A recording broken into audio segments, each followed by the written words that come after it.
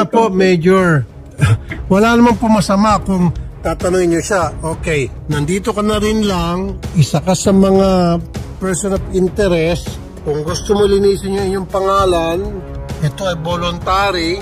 Willing ka ba mag-submit sa isang lie detector test? Ang pag-aalaala ko bilang ina, yun iiwinawala ko dahil ako sa Panginoon naasa.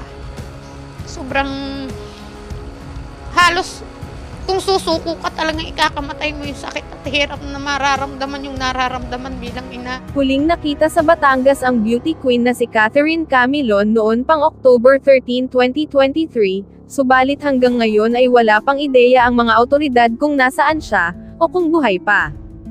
Kahit na nga ay sumuko na umano ang isa sa mga primary suspect na si Jeffrey Magpantay, ay hindi pa rin makita ang kinaroroonan ni Camilon.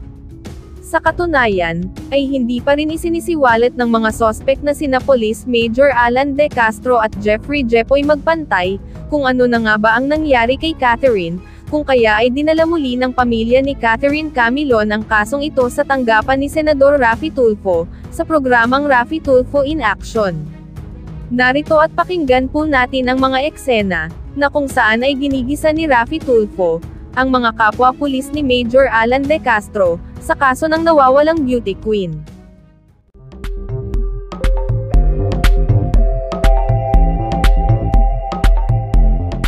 Colonel, ano na pong pinaka-latest dito po sa kaso ni Miss Catherine Camilon, yung beauty queen na nawawala? Nilabas na po ng forensic group yung resulta po ng ginawa po nila DNA filing doon po sa mga hairs na na-recover po doon po sa Red Honda CRV at lumalabas po sa kanilang DNA profiling na yung hairs po nag-match po sa DNA profile po ng magulang po ni Miss Catherine. Pwede namin maitulong na aking tanggapan not only dito sa Wanted sa Radyo, kundi tanggapan ko Senado para mapabilis yung paghanap ng hustisya ng pamilya ng nawawalang si Ma'am Catherine Camilon. Mary, magandang hapon sa iyo. So anong balita? Yes po, Idol. Anong nakaraan po, January 9 po, ay lumutang na po si alias Jepoy po sa Balayan Municipal Police Station po sa Batangas. Anong sabi ni Jepoy doon sa kapulisan nung siya lumutang doon? Ayun po sa PNP, ang nasabi po ni alias Jepoy ay pumunta po siya ng Balayan Police Station para daw po sa kanyang safety and then para din po sa kanyang availability po when it comes to court proceedings po. So regarding po doon sa case po kay Camilon, siya po ay he remains silent pa rin po and ayaw po niya magbigay ng anumang pahayag tungkol po sa kanyang involvement po dito po sa kaso. Major, magandang hapon po sir. Yes po, Senator. Magandang hapon po, sir. Lumutang po pala or pumunta dyan sa inyong stasyon itong person of interest na driver bodyguard ni Major Alan De Castro. Ano pong sinabi sa inyo nitong si Jepoy? Pumupunta po na sa amin para ipakita po na willing po siya makipag-cooperate at isubmit po sa kanya yung kanyang sarili para sa legal process po ng kanyang kaso. Okay, pero bakit daw po siya nagtago after the incident? Senator, pagdating po sa mga iba pong issues po ng tungkol po sa mga reasons po, wala po siyang sinabi. Basta sinabi lang po na sa amin ay basta nang galing daw po sa Rosario, Batangas at makapag-decide daw po siya para po, yun nga po, harapin po yung kanyang kaso ay magpakita na lang po talaga at makipag-cooperate po sa kapulisan. Nakausap niyo ba siya mismo, Major, sir? Yes po, Senator. Nakausap po okay. Mismo po. So, nung makausap niyo po siya, I'm sure tinanong niyo po siya kung nasaan siya nung time na diniklarang nawawala si Catherine. Yes po, Senator. Sumasagot lang po si Mr. Jeffrey Magpantay sa questions po ng personal na data po regarding sa kanya. Kaya nga po. So, di ba siya po ay personal driver bodyguard, tama, ni Major? Siya po ba ay member ng PNP o civilian po siya? Civilian po, civilian. So, hindi po siya organic member ng ating Philippine National Police? Hindi po, hindi po. Okay. Nasaan daw po siya nung time na nawawala etong si Catherine at bakit siya ay hindi ma-accounted for? Yun po, Senador, pagdating po sa part po na mga ganun po, ayaw po na sumagot. Paano ba yung demeanor niya, yung forma niya, yung pananalita niya? Gusto lang po malaman ng mga kamag-anak na ngayon po ay nakamonitor sa atin. Yun po, yung pagdating po sa sa kanyang kaso, ang lagi na po niya statement is siya po daw po ay may legal counsel na at yung kanyang case daw po ay ongoing pa po preliminary investigation So, isinasubmit lang po niya mismo sa legal files lang yung kanya, kung sakali man siya itatanungin daw po, ay dapat po ay assisted po siya ng kanyang counsel. Okay, naintindihan natin yan. Yung Karapatan niya statement po lang. yun. Paano naman po yung si Major Alan De Castro? Ito yung primary person of interest. Siya po ay nasa regional sa Calabarzon po, sa regional office po namin sa Camp Dilim po. Okay, kung tama po yung pagkakalala ko at that time, sabi ko kung pwede, nasa isang holding area dapat siya na hindi siya pwedeng pag-alagala dahil nung mga panahon na interview natin siya, yata yung PNP, pinapabayaan lang ata siya sa isang headquarters ng kapulisan at libre siyang pag-alagala. So, ganun pa rin po bang sitwasyon niya o siya po sir ay pinayagan na makalabas ng police station at pwede na umuwi ng bahay at pag-alagala na lang? Pagdating po sa activities po ni Major De Castro, sir, hindi po ko ang right person po kasi wala po kami direct na authority po para po sa pag-monitor po sa kanya dahil sa station lang po yung level ko po. Yes sir, yes sir. Sir, siya ho ba ay inyo pong niyaya na magpa-lie detector test? In-offer niyo po ba yun sa kanya? Ay, hindi po, Senator. Bakit hindi niyo po in-offer?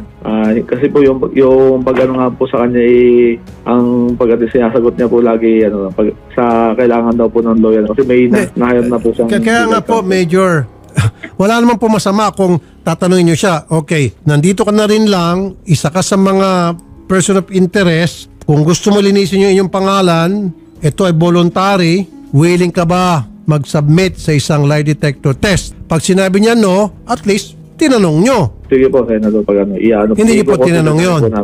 So, hindi po kasi po ang mismong part po ng investigation po talaga ng hindi na rin po sa police station po namin po. Sorry po, Major Sir, hindi po ako naging makulit dito. Naguguluhan lang po ako. Kasi kung sa akin po yan pumunta rito, nagpakita siya para sabihin sa akin na Sen Rafi, nanganganib yung buhay ko o pupunta ko rito para ipakita sa inyo na wala ako itinatago kaya nandito ako. Then, marami po ako itatanong sa kanya. Nandito na rin lang siya, di ho ba? Kung napapansin nyo po, pag may sumusurrender sa akin, tinatanong ko po yung sumusurrender sa akin, binibigyan ko siya pagkakataon magsalita, etc. Sinabi niya, ayokong sagutin yan, okay. At least, alam natin kung paano tutungo yung direksyon ng pag-iimbestiga. At least you did what you're supposed to do para yung mga kamag-anak makita nila, mabasa nila na talagang ginagawa nyo yung inyong tungkulin. Yes po, Senator. Yung sa amin po ay ang purpose po ng po niya nga po talaga ay pag-appeal po. Kasi po kung may mga kailangan po sa kanyang legal counsel niya, available na po siya, talaga malapit din po siya. Part po ng questions po na doon po sa mga ganun po. Ang in charge po kasi po sa investigation po na personally po, kaya po yung CIDG po nagpunta po dito sa kanya nung time po na surrender po siya. Immediately po pumunta po ang CIDG po dahil sila po ang in charge po sa investigation po ng tao. Hindi po kayo nagkaroon ng pagkakataon na magtanong sa kanya, sir? Nagtanong din po ako pero yung personal information lang po talaga po ang aming po. Kaya nga po, Major Sir, I'll teach you. Next time, tanungin niyo po yun. Kasi pag sinabi niya na o sige, magpapalay detector test ako. Then ilay detector test nyo. Doon may kita na wala siyang tinatago, wala siyang kinakatakutan. Hindi siya ninenervyos. Ba't ako ninervyusin? Magsasabi lang ako ng totoo. Malinis yung aking konsensya. Yes, I'll submit myself to anything. Such as lie detector test. Tama ba, sir? Okay po, sige po, Senator. And then, sir, pwede ba malaman namin kung ano-ano yung mga tinanong nyo sa kanya? Regardless kung sinagot niya kayo hindi, ano-ano po halimbawa? This is for the kamag-anak, sir, ang amin kinuha po sa kanya, ang sabi ko nga po sa inyo, ang amin kinuha, ano po yung basis po nung bakit po siya nag-report po sa amin dito. Okay, anong sagot niya? Yun po, sinabi niya nga po, gusto po niya na dito na po at kung sakali pong may kailangan po talaga sa kanya yung mga, para mapabilis po yung processing po ng kanyang kaso, kung may kailangan po ng kanyang lawyer at makita po ng tao na siya po hindi nagtatago talaga at haharapin din po niya kung ano man yung case na kinakaharap niya ngayon. Okay, first question. So, ano po yung second question? Then yun nga po, tinanong din po na saan po siya nang galing. At sinabi po niya sa amin ay galing po siya ng bayan din po ng Rosario. At kaya po, dumiretso naman po siya dito sa Balayan, Batangas. Okay, third question. Yun po. Other than that po, yung sinabi po niya namin kung bakit nga po Balayan, yun yung sabi nga po niya, yung family nga po niya ay dahil may anak po siya at kinakasama, ay dito po nakatira sa bayan ng Balayan. So, kinonsider din po niya kung sakali po mas madadalaw po siya kung nasa Balayan po siya, compare sa nasa Rosario po siya. Pero hindi niyo po tinanong sa kanya na bakit ka nagtago? Kasi for a while, hinahanap po siya ng PNP, di po ba? Yes po, sir. Yung po ang tinanong ko rin na po sa kanya yung part po na yon.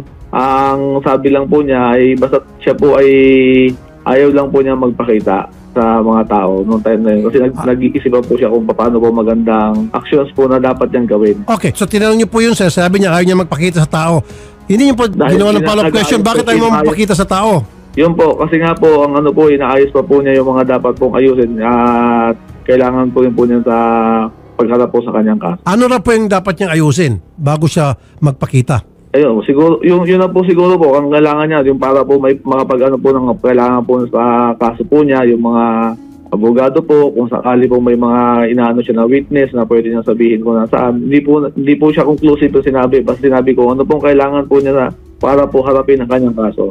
Ay nag-prepare lang daw po siya. Then, kung ayos na po lahat, ay siya po ay willing na pong umarap po para sa harapin po yung kanyang kaso. Okay.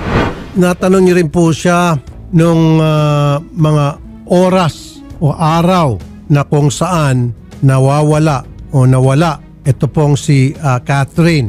Nasaan siya? Tinanong niyo po sa kanya? Yun po, yung pagdating po sa kung ang personal tanong ko po kay kung yung regarding po nga po sa case po na ni Miss Catherine Camilon ay doon na po siya nagsabi po ng sir, ako po ay may legal counsel. Pagdating po, ongoing na po yung case niyan, hindi na po ako pwede magbigay ng statements other than yung assisted by my counsel. Naintindihan po natin anything na sabi niya po, anything na questions niyo po sa akin dyan regarding po sa na may related sa case na aking kinakaharap, ang advice sa akin ng counsel is kailangan talaga in his presence. Naunawaan ko po yan. May kasama po siyang abogado nung pumunta po sa estasyon ninyo? Wala po nung time po yan ng kanyang abogado dahil at that time din po kasabay din po siya ng kanilang preliminary investigation sa Batangas City. So wala po siya kasama abogado? Ang ano po niya ay ang dinala po niya ay yung mismong waiver na sinasabi na wini-waive niya po sakali na willing naman po siya mag-submit sa amin dito. Teka muna. Yung abogado po niya yung attend po sa... Teka muna. So dumating po siya dyan sa inyong stasyon, may dala-dala siyang waiver at sinasabing willing siyang sumagot sa mga katanungan ninyo.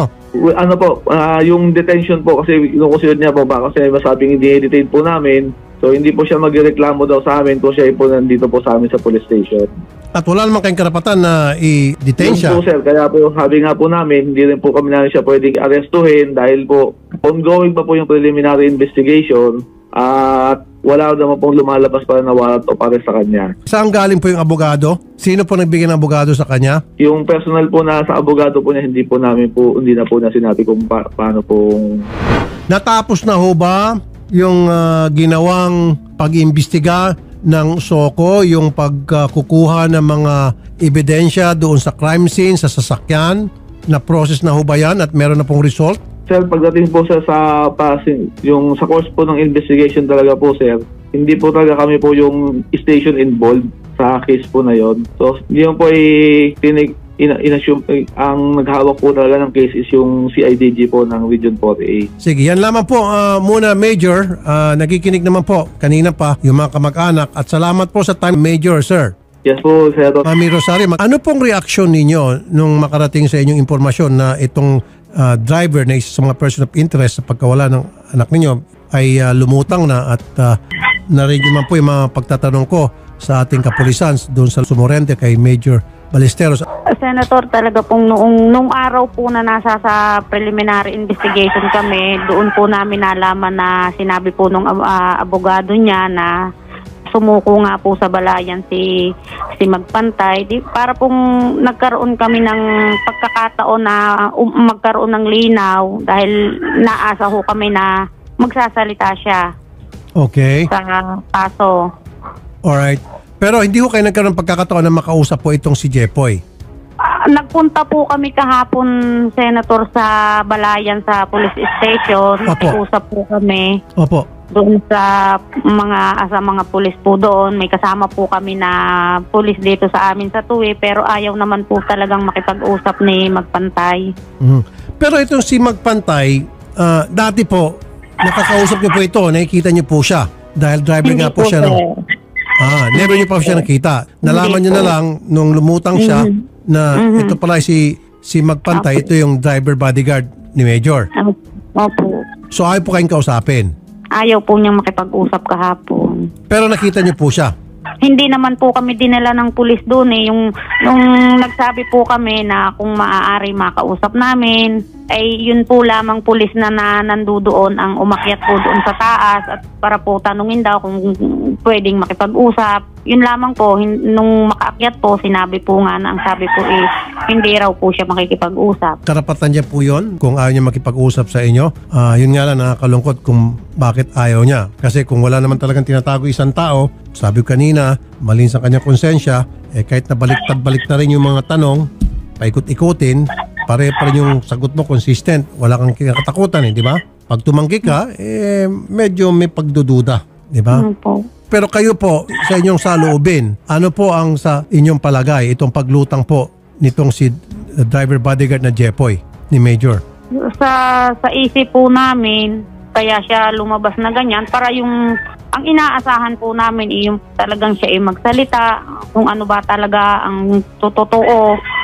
Pero parang sa hindi naman po niya pagsasalita, parang ang nangyayari po sarili din lamang po niya ang kanyang pinoprotektahan. Hindi niya po, kaya po siya lumabas para masabi niya kung ano po ang nangyari. Parang wala din po kaming malalaman kahit siya'y nandyan na dahil ayaw naman po niyang magsalita, ayaw niya pong makipag-usap.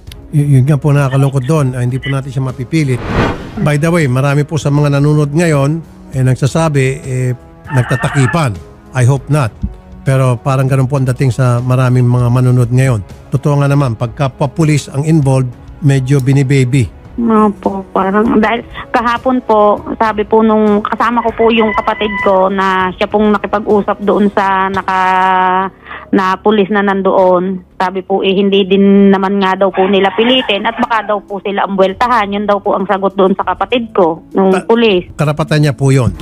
Colonel Jacinto Malinaw, CIDG, Region 4A. Magandang hapon po, Colonel. Sir. Senator Sir, magandang hapon po at sa lahat ng followers po. Lumutang po itong si Jepoy sa Balayan Batangas PNP. Ano po yung mga katanungan na ibinato nyo sa kanya kung meron man at ano po yung kanyang mga sinagot na maaari po makatulong sa inyong ginagawang investigasyon ngayon, Colonel Sir? Yes sir, in as much as we wanted to fill in yung mga info gaps natin kasi base po sa investigation natin, hanggang doon lang sa pagsali ng katawan ni Catherine sa Red CRB. Nang sir, ang binigay lamang ay mga personal circumstances lang po niya, no? At nang tinanong natin sa krimen, siya ay pinagbawalan po ng kanyang abogada at ayaw po mag-execute ng statement or affidavit pagpunta na kasi may investigator po doon. Pinuntahan po namin siya sa Balayan Police Station po. At nandun na po yung kanyang abogado at the time na dumating kayo doon sa Balayan Police Station? Opo sir, nandun po. Okay, so kontrolado na po ng abogado yung kanyang mga isasagot. Yes, sir, I'm sure na by now, na process na po ng SOCO yung pong crime scene, yung pong kotse and all. Pwede bang malaman kung ano na pong klase po mga ebidensya ang nakuha doon sa sasakyan especially? Sir, maliban po doon sa dalawa po sir, no? Yung hair strands na na-recover po doon na babae ay nagmamatch po sa parentage ng magulang ni Catherine. Ibig sabihin, kay Catherine nga po yun. So, Opo, 99% po kay Catherine po yung buhok. Opo. On the other hand, yung mga blood stains na nakuha doon during the process ay nagmatch din po sa DNA profile ni Catherine at nagmamatch po sa parentage ng magulang ni Catherine.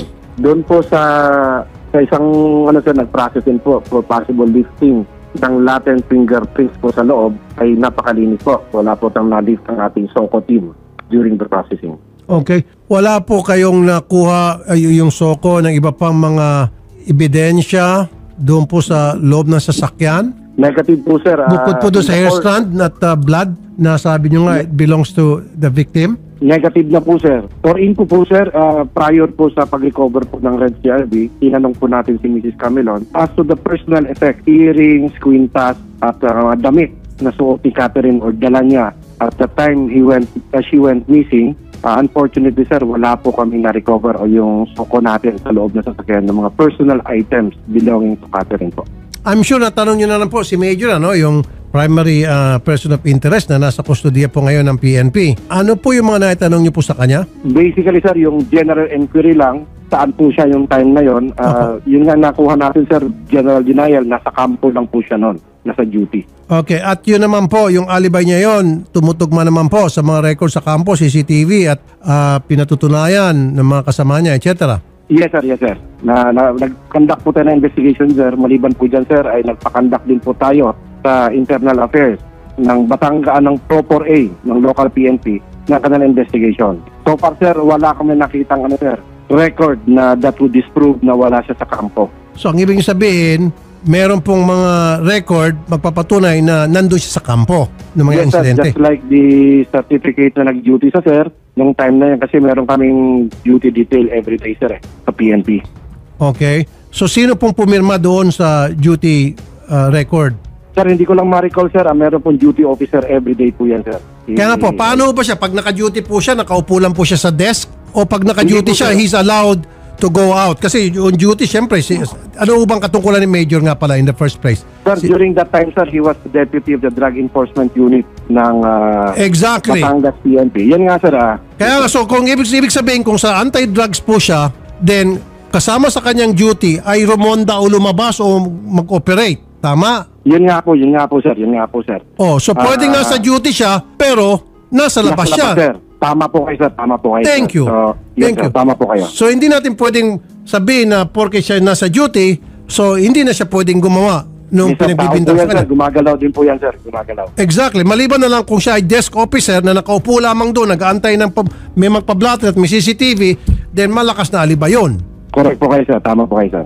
Okay. Now, last na naman po. Yung pong cellphone ng victim, na-recover, hindi? Hindi po namin na-recover, sir. Yung pong cellphone ni Major De Castro, inyo hubang ni-request na i-submit sa inyo for forensic? Negative po, sir. Personal effects po niya yan, sir.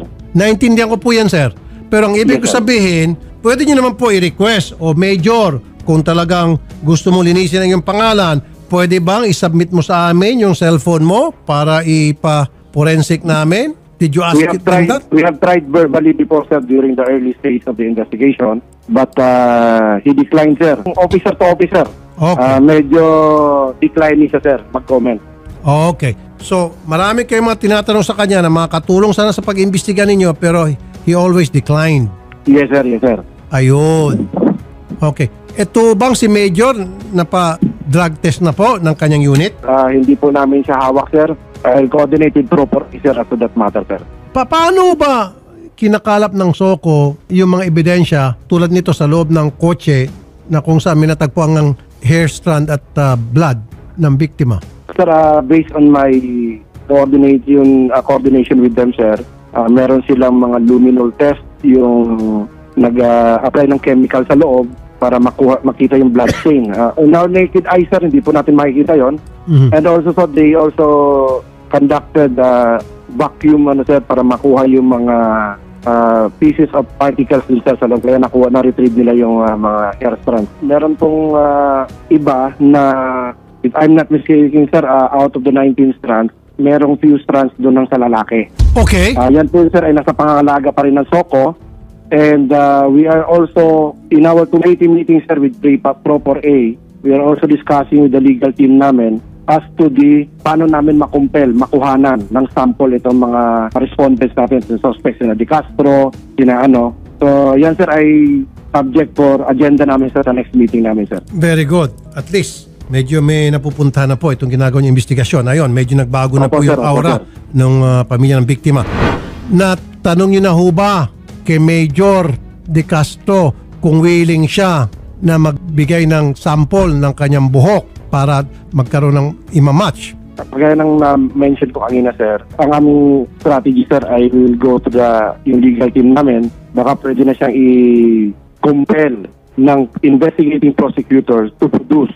Kasi sir, kung ganyan, sir, ay typical reaction, sir, na isang suspect na ganyan, ay declining talaga yan, sir. Okay, nasa legal maneuver nyo na po yan. Okay. Yes, Pero sir, yes, sir, maganda po yung mga napapakinggan natin ngayon. At nakikita ko na nga po, medyo okay yon sa mga kamag-anak ng victim. Kanina po, sobrang lungkot nila. Ngayon, parang nagkaroon silang pag-asa.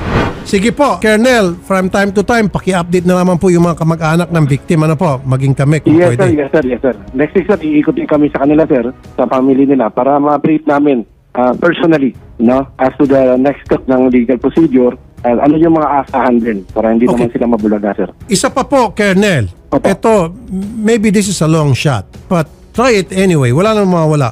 Yes, So, pwede niyo po sigurong i-request sa mga relatives, kasi baka mamaya meron dyan mga relatives ni Major De Castro na gusto talagang malaman ng katotohanan at hindi nagkukonsinti ng mali. They were willing to submit themselves na para doon sa DNA matching. Yes, sir. Kunyari, tatay o kapatid, o sino sa inyo dyan, o kamag-anak ni Major De Castro, pwede ba kami maggumawa ng cross-matching sa DNA testing? Pag pumayag, o bingo.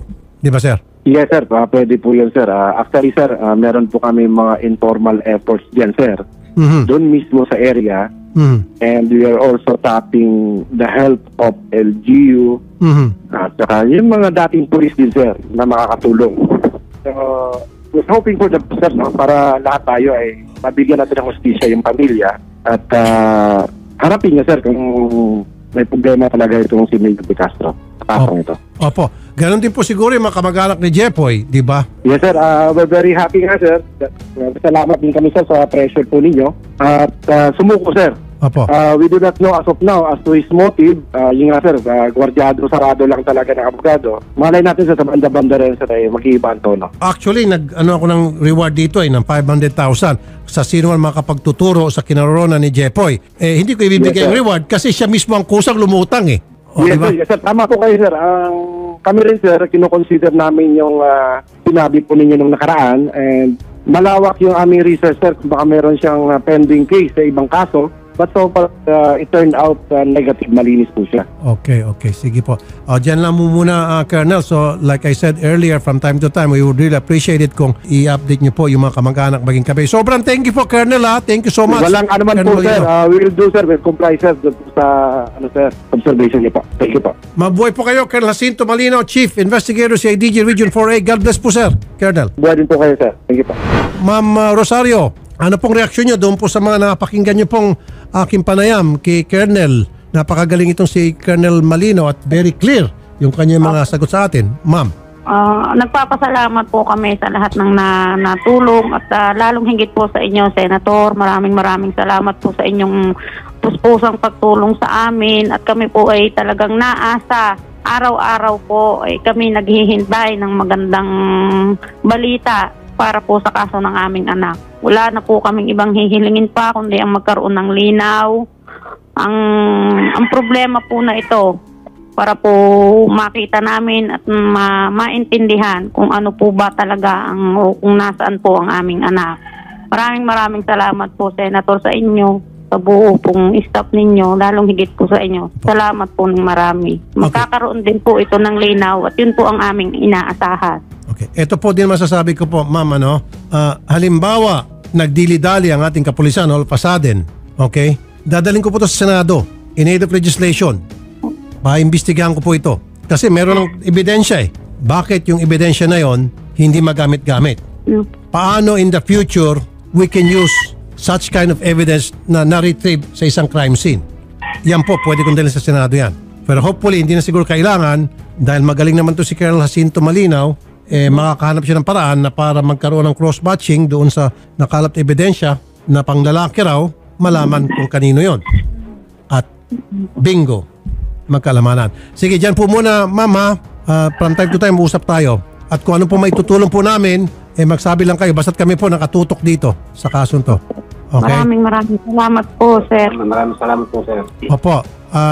Salamat po kay Sir Relmer at Ma'am Ching Ching. Thank you so much po, Senatora. Okay. Kumusta naman po kayo, Ma'am Ching Ching naman? Okay naman po, naghihintay pa rin po ng resulta po sa kaso po ni Catherine. Wala po kayong natatanggap na mga tip, whether from people na kilala nyo o sa mga hindi nyo kilala, basta na lamang nagpadala ng mga tip sa inyo, nagsasabing, meron akong alam, ganito yung nangyari, ganon. Wala ho ba? Mga nag-volunteer? Wala po. Okay, sige po. Kung sakali man dumating yung time na meron po nag-volunteer ng mga information, agad-agad po, makipag-ugnayan kayo kay Colonel Jacinto Malinaw at napakagaling naman po itong si Colonel Malinaw and I'm sure mapoprocess po na maayos yung mga ebidensyang maibabato nyo sa kanila. Okay? Opo. Salamat po sa inyo. Magandang hapon po. Magandang hapon din po. Maraming salamat po. Mary? Yes po, Idol. Sige, tutukan mo lang to ha. Every now and then, makipag-ugnayan ka sa ating kapulisan and then, huwag kang bumitaw dito kay Mr. and Mrs. Camilon at maging doon sa sister na si Ching Ching Camilon. Okay? Noted po, Idol. Palagi mong silang i-update. Okay, magandang hapon sa iyo. Para sa iba pang karagdagang mga balita ng Senyora Buzz, ay mag-comment lamang po, mag-like at mag-share sa video na ito, at huwag po nating kalimutang mag-subscribe sa aming channel. Maraming salamat po sa inyong panonood.